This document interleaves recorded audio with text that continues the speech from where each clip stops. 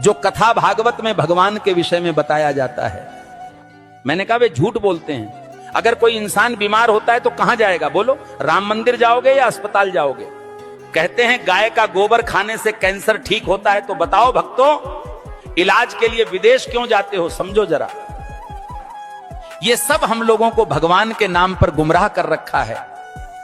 और जब यही लोग कहते हैं धन दौलत त्याग कर भगवान की शरण में आ जाओ, और खुद कहीं पर भागवत कहने जाते हैं, लाखों रुपये लेते हैं।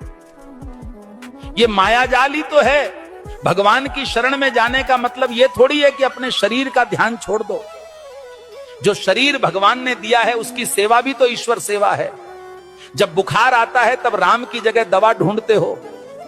जब जीवन भर की परेशानी हो तब बाबा का झूठा गोबर इलाज क्यों बन जाता है? गाय पूज्य है, इसमें कोई दो राय नहीं, पर यह कहना कि गोबर खाने से कैंसर ठीक हो जाएगा, यह विज्ञान नहीं, धोखा है। जो कथावाचक कहते हैं धन दौलत छोड़ दो, भगवान की शरण में आ जाओ, वो खुद लाखों के हवाई सफर करते हैं, एसी पंडाल में रुकते हैं और पाटीदारों से लिफाफा लेते हैं। तो त्याग हमें क्यों सिखाते हो? तपस्या की राह हमें क्यों दिखाते हो, जब खुद तुमने उसका कोई अनुसरण नहीं किया? भगवान के नाम पर डर बेचकर जो अपने महल खड़े करते हैं वो संत नहीं, व्यापारी हैं। सच्ची भक्ति वो है जो आंखें खोलती है, ना कि आंखें बंद करवाती है।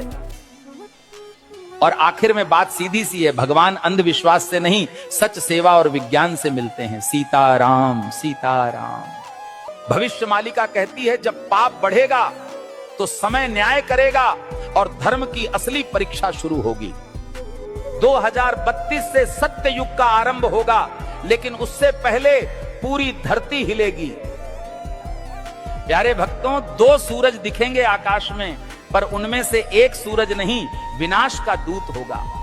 बंगाल की खाड़ी में गिरेगा अग्निपिंड और समंदर उठकर धरती को लील जाएगा।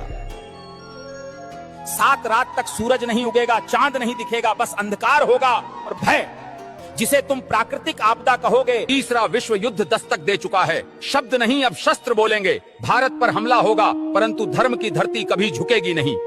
क्योंकि भगवान कल्कि का अवतार होगा। जो शरण में आएगा बच जाएगा, जो अभिमान में रहेगा मिट जाएगा। प्यारे भक्तों, भविष्य मालिका चेतावनी नहीं, ये वक्त की आवाज है। जो सुन लेगा वही कल को देख पाएगा। धर्म अब उपदेश से नहीं बचेगा, धर्म बचेगा तो तुम्हारे कर्म और श्रद्धा से। जो अब भी सो रहे हैं, समय उन्हें जगाएगा नहीं, बल्कि बहा देगा इतिहास की धूल में।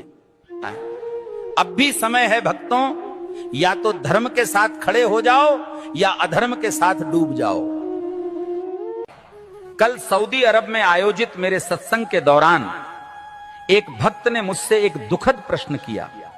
भक्त ने प्रश्न किया, गुरुजी, क्या राखी बांधने से बड़ी बात यह नहीं कि हर औरत को बहन समझा जाए?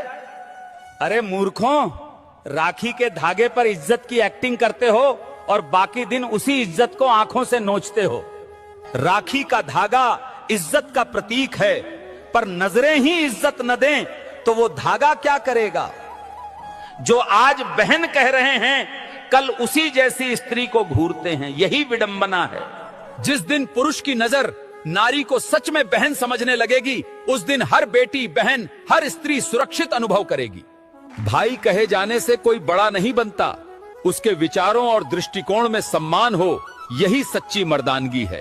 राखी की रस्म निभाना सरल है, पर नीयत की सफाई असली परीक्षा है।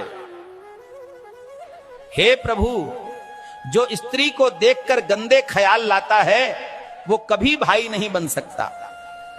हर लड़की बहन जैसी लगे, ये सिर्फ कह देने से नहीं होता, जब तक मन से उसे बहन समझा न जाए। राखी कोई ताबीज नहीं है, ये चेतावनी है सोच को पवित्र करने की और नारी को नजर से नहीं सम्मान से देखने की।